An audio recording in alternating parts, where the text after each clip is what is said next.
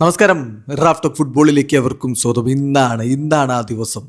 Yes, ലോക ചാമ്പ്യന്മാരായ Argentina ഇത്തവണത്തെ ഫിഫ വേൾഡ് കപ്പിൽ തങ്ങളുടെ ആദ്യ മത്സരം കളിക്കാനിറങ്ങുന്നു. ഇന്ന് രാത്രി നടക്കുന്ന മത്സരം നമുക്ക് ഇന്ത്യൻ സമയം പറയുമ്പോൾ നാളെ രാവിലെ 6:30 അർജന്റീനയും അൾജീരിയയും തമ്മിൽ ഏറ്റുമുട്ടുന്നത്. വാവ്! അർജന്റീന ആരാധകർ ആവേശത്തിൻ്റെ പരകോടിയിലേക്ക് മാറുന്ന നിമിഷങ്ങൾ ഇതാ നമ്മുടെ മുന്നിൽ എത്തി നിൽക്കുന്നു.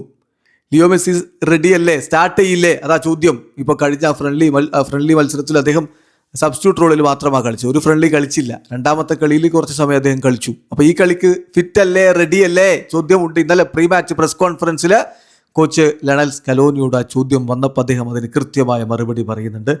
ലയണൽ മെസ്സി നമ്മുടെ ടീമിന് എപ്പോൾ ആവശ്യമുണ്ടോ അവിടെ അപ്പോൾ ഉണ്ടാവും.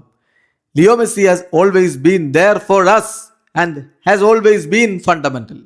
യെസ്, അദ്ദേഹം എപ്പോഴും നമ്മുടെ ടീമിന് വളരെ ഇമ്പോർട്ടൻ്റ് ആണ്. അദ്ദേഹം ആവശ്യമുള്ള സമയത്ത് അവിടെ ഉണ്ടാകും. ഇപ്പോൾ അദ്ദേഹം കൂടുതൽ ഇമ്പോർട്ടൻ്റ് ആണ്. Now he will be even more important.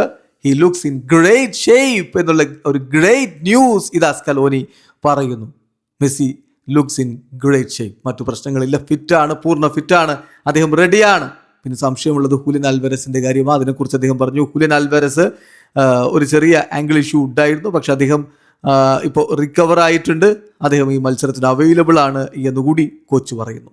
അതോടൊപ്പം തന്നെ സ്കലോനി ഒരു കാര്യം പറയുന്നുണ്ട്. ഇപ്പോൾ ലോക ചാമ്പ്യന്മാരാന്നുള്ളത് കൊണ്ട് ഇത്തവണ വേൾഡ് കപ്പിൽ ഫൈനലിലേക്ക് എത്തും അങ്ങനെ ഗ്യാരണ്ടി ഒന്നുമില്ല. അത് പോരാടി തന്നെ നേടണം. അത് അദ്ദേഹം പറയുന്നു.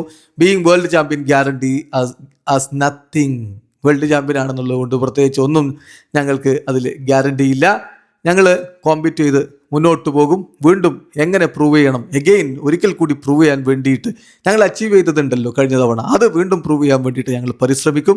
സോ ഏറ്റവും മികച്ച രൂപത്തിൽ കോമ്പീറ്റ് ചെയ്ത് മെൻ്റലി ആൻഡ് ഫിസിക്കലി ഒക്കെ ഫിറ്റായിട്ട് ഇറങ്ങുക എന്നുള്ളതാണ് ഏറ്റവും ഇമ്പോർട്ടൻ്റ് ആയിട്ടുള്ള കാര്യം. തീർച്ചയായിട്ടും we are doing well and staying calm എന്നാണ് അദ്ദേഹം പറയുന്നത്. ഞങ്ങൾ വളരെ കോൺഫിഡൻ്റ് ആണ്.